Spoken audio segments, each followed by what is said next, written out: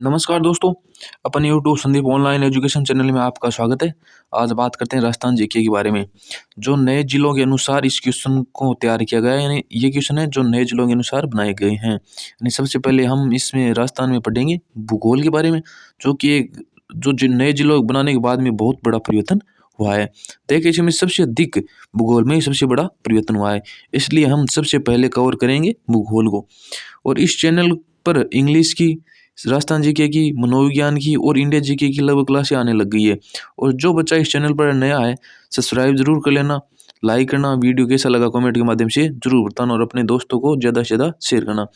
चलो शुरू करते हैं राजस्थान का भूगोल। सबसे पहले टॉपिक रहेगा राजस्थान का एक परिचय, यानी राजस्थान का एक परिचय। और मैं ये क्वेश्चन आपको वन लाइनर दे रहा हूँ, जो कि बहुत महत्वपूर्ण है, इसलिए आप क्वेश्चनों को ध्यान लगाकर पढ़ना और आने वाले एग्जाम में बहुत इंपॉर्टेंट रहेंगे। और ये क्वेश्चन पिछली परीक्षाओं में भी पूछे गए थे। सबसे पहले बात करते हैं, ऋग्वेद काल में राजस्थान को किस नाम से जाना गया था। यानी ऋग्वेद काल में राजस्थान को किस नाम से जाना गया था? ब्रह्मवर्त।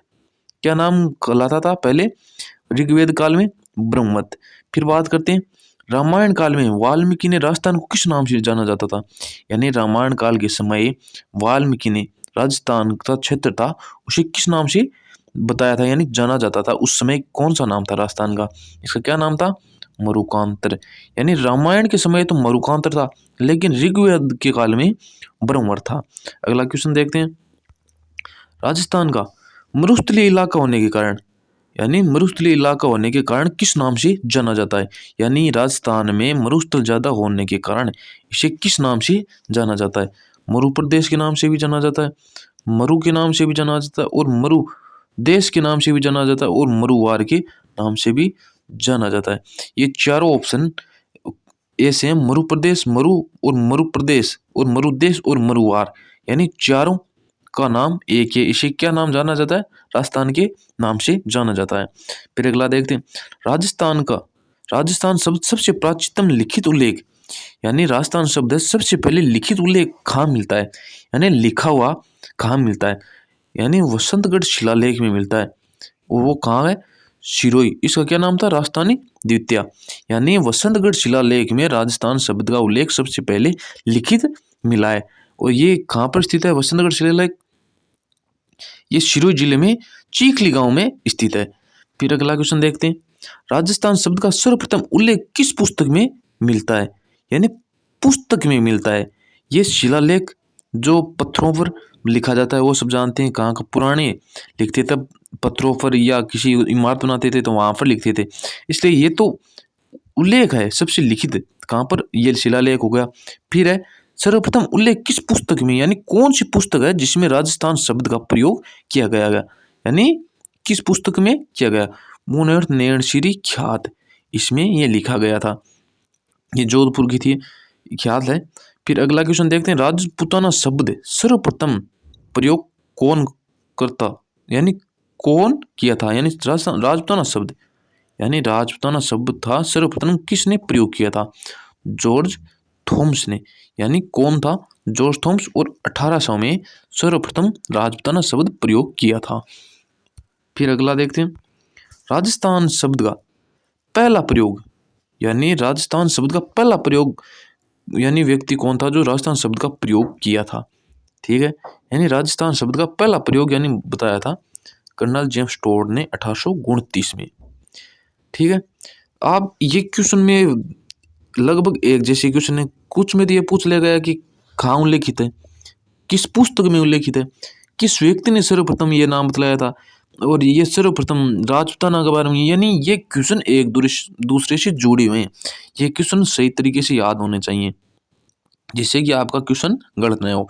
यानी ये क्वेश्चन बहुत ही महत्वपूर्ण है, इसलिए ये क्वेश्चनों के बारे में सभी क्वेश्चन है जो आपको इस वीडियो के माध्यम से आपको बता रहा हूँ।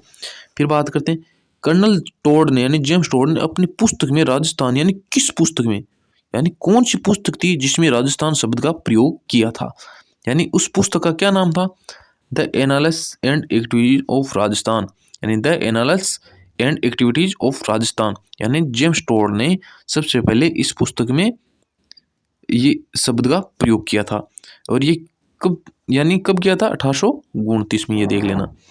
फिर अगला, कर्नल टोड ने पुरानी बहियों के आधार पर राजस्थान को किस नाम से जाना था। यानी कर्नल टोड ने पुरानी बही खाते नहीं होते कि हमारे, उनमें राजस्थान को किस नाम से पुकारा था। यानी पुरानी बहियों के अनुसार जो पुराने होते थे हमारे, यानी बुजुर्गों के पास, दादा परदादा के पास पुरानी बही होती थी। यानी हमारे जैसे अब रजिस्टर होते हैं उसी प्रकार पहले बहियों का खाता चलता था। यानी बहियों के अनुसार जो रिकॉर्ड रखते थे उनमें राजस्थान को शब्द क्या था, रजवाड़ा था और रायथान, दोनों अलग अलग है। यानी रजवाड़ा और रायथान कहा जाता था।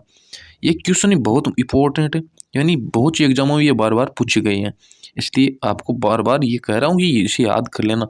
और ये क्वेश्चन कन्फ्यूजन वाले क्वेश्चन है, इसलिए इसे आराम से याद करना जिससे कि आपको याद रह सके। फिर बात करते हैं राजस्थान शब्द का संवैधानिक मान्यता कब दी थी। यानी संवैधानिक मान्यता कब दी थी, यानी राजस्थान शब्द को संवैधानिक, कि राजस्थान का जो एरिया है उसे, पूरे एरिया को राजस्थान कहा जाएगा, यानी संवैधानिक मान्यता कब दी थी। यानी 26 जनवरी 1950 को, याद रखना। यानी संवैधानिक मान्यता दी है 26 जनवरी 1950 को। और पुराने राजस्थान यानी एरिया थे उन्हें क्या क्या पुकारा गया तो आपको पहले बता दिया है। मान्यता 26 जनवरी 1950 को दी थी। फिर अगला क्वेश्चन देखते हैं। विश्व यानी विश्व मानचित्र में राजस्थान की स्थिति कौन सी है। ये तीनों क्वेश्चन देखने जरूरी है। एशिया, भारत में, यानी ये तीनों क्वेश्चन ही बहुत महत्वपूर्ण हैं। यानी विश्व के मानचित्र में राजस्थान की कौन सी स्थिति है, उत्तरी पूर्व स्थिति है, यानी उत्तर और उत्तरी अक्षांश पूर्वी देशांतर में स्थित है। यानी ये क्वेश्चन तीनों हैं जो बहुत ही महत्वपूर्ण है और ऐसे क्वेश्चन बार बार एग्जाम में रिपीट होते हैं। यानी ईशान कोण में है, यानी उत्तरी पूर्व दिशा में। फिर एशिया महाद्वीप में देखें, यानी एशिया महाद्वीप में राजस्थान की स्थिति क्या है। एशिया महाद्वीप की पूछिए तो दक्षिण पश्चिम दिशा में, यानी दक्षिण पश्चिम दिशा में, यानी सबसे पहले तो देखें। अब फिर देखते हैं भारत में राजस्थान की स्थिति, तो उत्तर पश्चिम दिशा में, मान लो ये है। इसमें यानी पहले विश्व में देखें तो, यानी विश्व में देखें तो सबसे पहले इधर होगी उत्तरी पूर्व, यानी यहाँ पर, यानी वर्ल्ड में, ठीक है। फिर एशिया महाद्वीप में दक्षिण पश्चिम में, यानी ये यहाँ होगी, ये एशिया महाद्वीप हो गई दक्षिण पश्चिम में, ठीक है। फिर भारत में देखें उत्तर पश्चिम में, ये हो गई, ठीक है, ये उत्तर पश्चिम में, ठीक है। यानी वर्ल्ड में देखें, यानी विश्व में देखें तो, यानी विश्व में देखें तब तो उत्तरी पूर्व में, यानी उत्तरी पूर्व हो गई। फिर एशिया महाद्वीप में देखें तब दक्षिण पश्चिम हो गई, यानी ये दक्षिण पश्चिम हो गई। और फिर भारत में देखें तो उत्तर पश्चिम में हो गई। ये तीनों क्वेश्चन लगते एक से हैं, यानी एक जैसे लगते हैं, लेकिन इसके तीनों के उत्तर अलग अलग है। इसे आराम से याद कर लेना, जो कि ये क्वेश्चन एग्जाम में रिपीट हो सकते हैं। चलो अगला क्वेश्चन देखते हैं। फिर यानी ये तीनों क्वेश्चन एक समान है, उत्तर अलग अलग है। यानी विश्व में पूछा है, एशिया में पूछा है और भारत में पूछा है।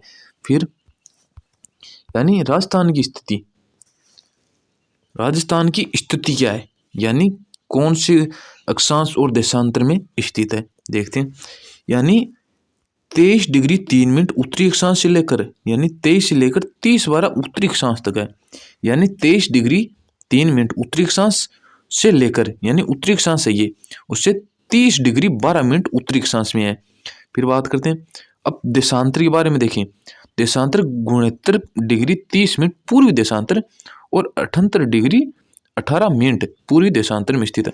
तो देखिए आप, यानी सॉरी इसमें होगा, यानी ये हो गया ग्लोब, ठीक है, ये ग्लोब हो गया। इसमें देखें ये मध्य भाग होगा, यानी एक अक्षांश हो गए, ये देशांतर हो गए, ठीक है। यानी ये आड़ी है वो अक्षांश है, वो खड़ी है वो देशांतर है। इसलिए देखें कि यानी राजस्थान कहाँ पर है, ठीक है, तो उसमें इसके ऊपर की साइड, यानी उत्तरी अक्षांश है। यहाँ से देखें आप, ये बार ये लाइनें अक्षांश हैं, ठीक है, उससे, और ये देशांतर है इससे पूर्व की ओर, यानी इधर, यानी 23 डिग्री 3 मिनट उत्तरी अक्षांश है और से लेकर 30 डिग्री उत्तरी अक्षांश तक, और 69 डिग्री 30 मिनट पूर्वी देशांतर से लेकर 78 डिग्री 18 मिनट पूर्वी देशांतर के मध्य स्थित है। फिर देख लें, अगला देखते हैं कि राजस्थान में कुल कितने अक्षांश और देशांतर के मध्य स्थित है। यानी 23 डिग्री 3 मिनट से लेकर 30 डिग्री 12 मिनट तक उत्तरी अक्षांश है, उनके मध्य कितनी दूरी है, यानी कितने अक्षांश हैं। और 69 डिग्री 30 मिनट पूर्वी देशांतर से लेकर 78 डिग्री 18 मिनट पूर्वी देशांतर तक कितनी दूरी है, यानी कितने देशांतर, ये देखते हैं।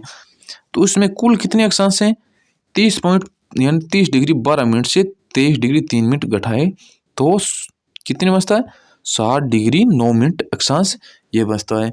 यानी अक्षांश देखे तो 60 डिग्री 9 मिनट और देशांतर देखे तो 8 डिग्री 47 मिनट के मध्य ये है। यानी दोनों की अक्षांशों और देशांतरों की मध्य की दूरी ये है, देशांतर।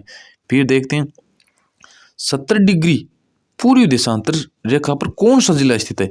ये क्वेश्चन बहुत से एग्जामों में रिपीट हुआ है, इसे गौर से देख लेना, यानी ध्यानपूर्वक लगाकर इसे पढ़ लेना, जिससे कि आपको आगे जाकर इसका भुगतान न करना पड़े, यानी क्वेश्चन आपका सही हो।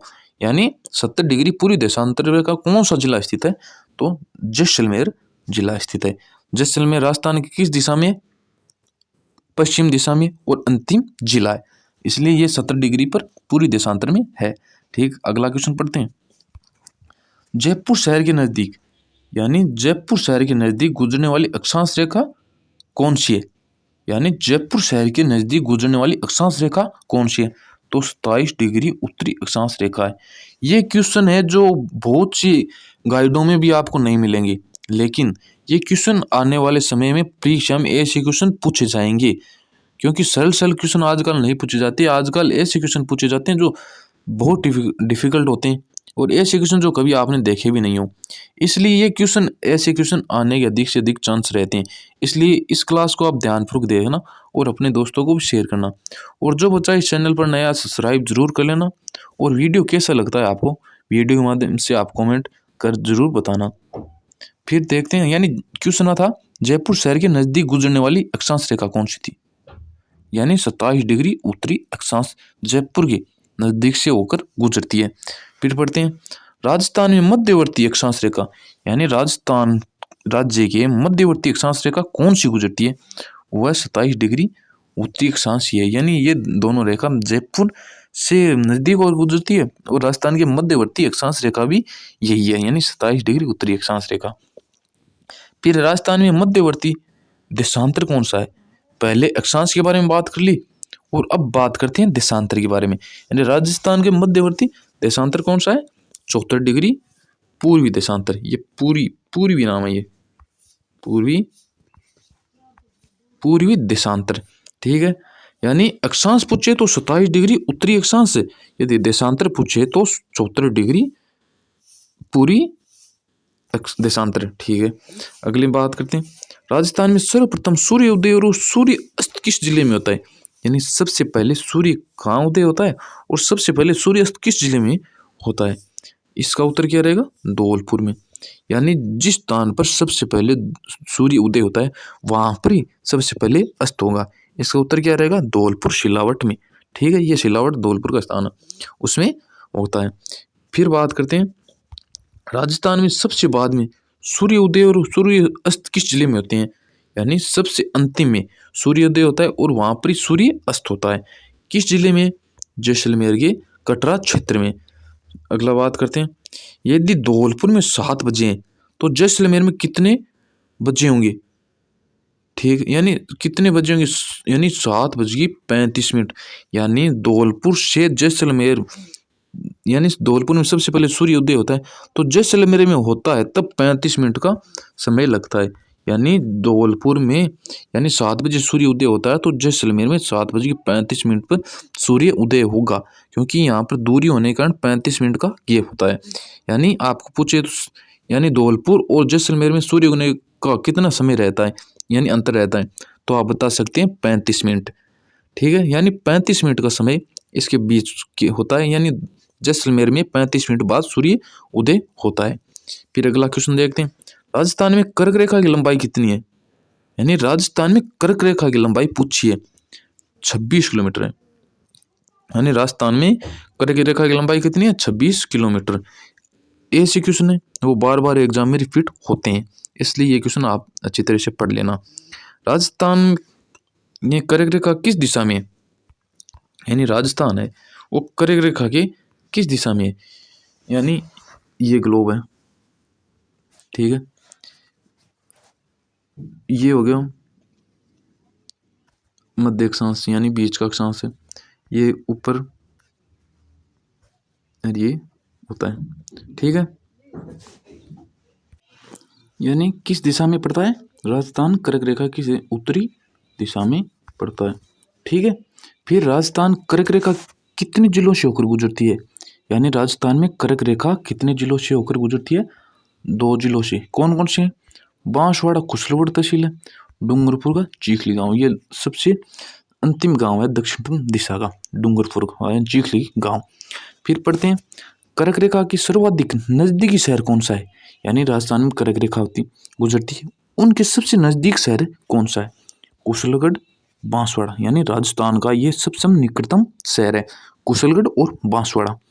पर अगला क्वेश्चन देखते हैं, यानी कर्क रेखा की सर्वाधिक नजदीक जिला मुख्यालय कौन सा है, यानी राजस्थान की कर्क रेखा जो गुजरती है वहां पर सबसे नजदीक जिला मुख्यालय राजस्थान का कौन सा है, वो है बांसवाड़ा, यानी बांसवाड़ा जिला राजस्थान का, और ये सबसे नजदीक ये जिला मुख्यालय है कर्क रेखा के पास। फिर पढ़ते हैं कर्क रेखा में सर्वाधिक दूर जिला मुख्यालय, यानी सबसे नजदीक तो बांसवाड़ा हो गया, और सबसे दूर कौन सा है, गंगानगर। गंगानगर राजस्थान के उत्तरी छोर पर अंतिम जिला है। फिर बात करते हैं सूर्य की सर्वाधिक सिद्धापन, सूर्य की किरणों का सर्वाधिक सिद्धापन कहाँ पर पड़ता है, सिद्धापन तो पूछे तो बांसवाड़ा में, क्योंकि वहां पर कर्क के निकट होने के कारण ये होता है। फिर सूर्य की सर्वाधिक तिरछापन, यानी सीधा तो बांसवाड़ा में और तिरछापन कहाँ है, गंगानगर जिले में। यदि आपको सीधा पूछे कि सर्वाधिक किरणें सूर्य की सीधी कहाँ पड़ती है तो बांसवाड़ा है, और सूर्य की तिरछी किरणें कहाँ पड़ती है वो है गंगानगर, जो राजस्थान का उत्तरी अंतिम जिला है। फिर बात करते हैं राजस्थान में सूर्य की किरणें से तिरछापन आरोही क्रम में, यानी किरणें हैं वो तिरछापन की आरोही क्रम में कौन सा है, यानी बढ़ते हुए तिरछापन अधिक बढ़ते हुए कौन से क्रम है, आरोही क्रम, तो दक्षिण से उत्तर की ओर, यानी इसे अवरोही क्रम पूछ ले तो उत्तर से दक्षिण की ओर। फिर पढ़ते हैं राजस्थान की ऐसी कौन सी नदी है जो कर्क रेखा को 2 बार काटती है, ये कौन सी नदी है, माई नदी है, ये ध्यान रखना, ये ऐसी नदी है विश्व की जो कर्क रेखा को 2 बार काटती है। फिर अगला क्वेश्चन देखते हैं राजस्थान में, यानी भारत में कर्क रेखा की कुल कितने राज्य से होकर गुजरती है, यानी कर्क रेखा गुजरती है भारत में से, और भारत के कुल कितने ऐसे राज्य हैं जहां पर कर्क रेखा गुजरती है, 8 राज्य। क्रम वाइज देख लेना, गुजरात है, राजस्थान है, मध्य प्रदेश है, छत्तीसगढ़ है, झारखंड है, पश्चिम बंगाल है, त्रिपुरा, मिजोरम, ये भारत के 8 राज्य हैं जहाँ पर कर्क रेखा गुजरती है, और इनकी कुल कितनी लंबाई कितनी है, 2934 किलोमीटर, यानी भारत की यानी कर्क रेखा गुजरती है उनमें कुल कितनी लंबाई है, 2934, और राजस्थान में पूछे तो 26 किलोमीटर कर्क रेखा राजस्थान में गुजरती है। फिर आज का अंतिम क्वेश्चन, कर्क रेखा की सर्वाधिक लंबाई किस राज्य में, ठीक है, यानी सर्वाधिक लंबाई किस राज्य में और सबसे कम किस राज्य में। यदि सबसे अधिक पूछे तो मध्य प्रदेश में है और सबसे कम त्रिपुरा में है, यानी सर्वाधिक कर्क रेखा की लंबाई पूछिए तो सर्वाधिक एमपी में और सबसे कम त्रिपुरा में। और जो बच्चा इस चैनल पर नया है वो सब्सक्राइब जरूर कर ले प्लीज़, और टेलीग्राम ज्वाइन जरूर करें, क्योंकि वहाँ पीडीएफ वो आप क्लास देख ली उसके बाद पीडीएफ आप रखना चाहें तो टेलीग्राम पर जाकर आपको ये पीडीएफ मिल जाएगा। जैसे ये टेलीग्राम ज्वाइन कर ले और चैनल जरूर सब्सक्राइब करें, बेल आइकन जरूर दबाएं जिससे कि आपके पास सबसे पहले नोटिफिकेशन आए, और लाइक करें और ज़्यादा से ज़्यादा अपने दोस्तों को शेयर करें। थैंक यू, जय हिंद।